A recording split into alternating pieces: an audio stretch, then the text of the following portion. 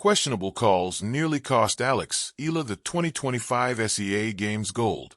Alex Eala earns the Philippines another historic win as she defeats Thailand's Manangkaya Sawanki in the 2025 Southeast Asian Games women's singles tennis finals on December 18th.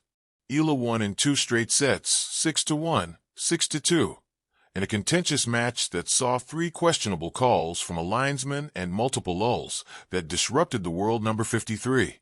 The Philippines flag bearer, the 20-year-old tennis phenomenon, beat Malaysia's Shahomi Leom 6-3, 6-2 in the quarterfinals, and Thailand's Naklo Thasaporn 6-1, 6-4 in the semis on the way to the finals against Sawanki to a packed crowd at the National Tennis Development Center in Nonthaburi, Thailand. Eala delivers the Philippines' 39th gold medal in the 2025 SEA Games, ending a 26-year gold medal drought in the women's tennis singles.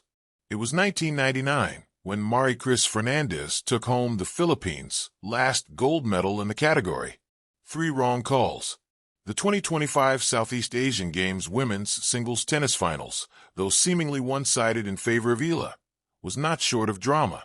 Fending off multiple deuces against Sawanki, Eala's gold medal win was no easy feat. The 20-year-old also had something to prove, having lost to Sawanki last year at the ITF Takasaki tournament in Japan.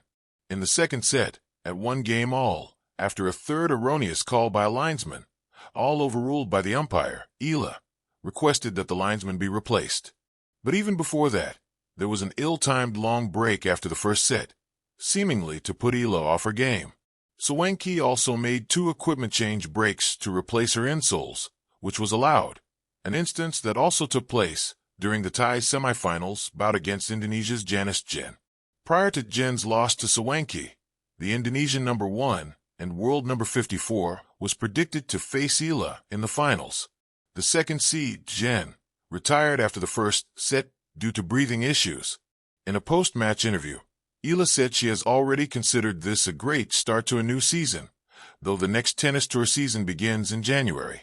The 2025 SEA Games gold medal finish caps off Eala's 2025 season, which saw her break records and make historic wins. At the Miami Open, she beat three Grand Slam champions and later made history as the first Filipino to win a match at a Grand Slam singles tournament in the Open era, after a foil debut in the French Open. After multiple breakthrough wins on tour this year, Eala reached her best ranking at 50 in November.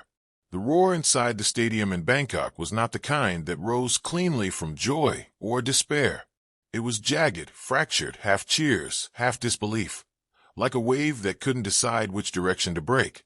At the center of it all stood Alex Eala, racket dangling loosely in her right hand, eyes fixed not on the ball kid, not on the scoreboard, but on the faint chalk mark that might, or might not, have kissed the baseline. For a moment, time slowed to a crawl. The humid Southeast Asian air clung to her skin, heavy with sweat and expectation. This was the 2025 SEA Games women's singles final, and the gold medal, so close she could almost feel its cool weight against her palm, hung in the balance because of a single call. Out. The word echoed louder than the crowd. A final years in the making. Alex Eala's journey to this court had been anything but accidental. From the sun-baked public courts of Quezon City to elite academies abroad, she had carried the Philippines' hopes with a composure that belied her age. By 2025, she was no longer just a prodigy. She was a leader, a symbol of what Philippine tennis could become. The SEA Games gold was supposed to be a coronation. She had swept through earlier rounds with ruthless efficiency, clean ground strokes, a backhand that sang down the line, and a calmness under pressure that unsettled her opponents. Commentators spoke of destiny as if it were already engraved on the medal. But destiny, as Alex was learning in real time, had a habit of arguing with umpires. The first crack. The match itself was a battle of contrasts. Alex's opponent, veteran, crafty, and buoyed by a partisan crowd, played with relentless defense. Long rallies stretched into exhausting marathons, shoes squeaking like punctuation marks on a hard-court essay written in sweat. At 4-4 in the first set, Alex unleashed a forehand winner that clipped the baseline. She knew it was in.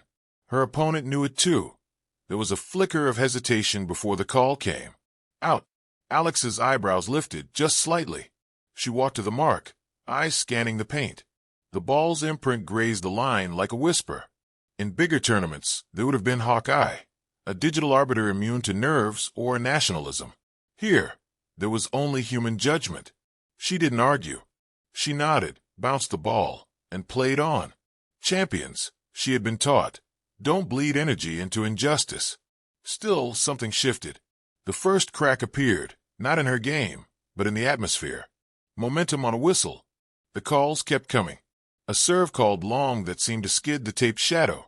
A passing shot ruled wide despite chalk dust floating like proof. Each call alone was survivable. Together, they formed a rhythm, one that tugged momentum away from Alex and handed it, quietly, to her opponent. By the time Alex lost the first set in a tiebreak, the crowd's noise had changed texture. Cheers grew sharper, more confident. The Philippine supporters, clustered in a corner, waving flags and hope, began to shout not just encouragement, but protest. Alex sat during the changeover, towel over her head, eyes closed. Inside, frustration wrestled with focus. She thought of her coaches, her family watching back home, the young girls who would wake up early to see if she had brought gold to the Philippines. She also thought of something her mother once told her. You can't control the wind, only how you set your sail. The boiling point. The second set was Alex at her fiercest. She returned serves with venom, painted lines with precision, and broke early. The scoreboard finally began to tell a fairer story. At 5-3, serving for the set, she was 2 points away when it happened. The call that nearly rewrote history. A lunging backhand from Alex flew cross-court, landing deep. The crowd gasped. Her opponent froze. Out. This time, Alex stopped. She walked to the line, knelt, and pointed. The mark was unmistakable, chalk disturbed, the ball clearly inside. Murmurs rippled through the stands.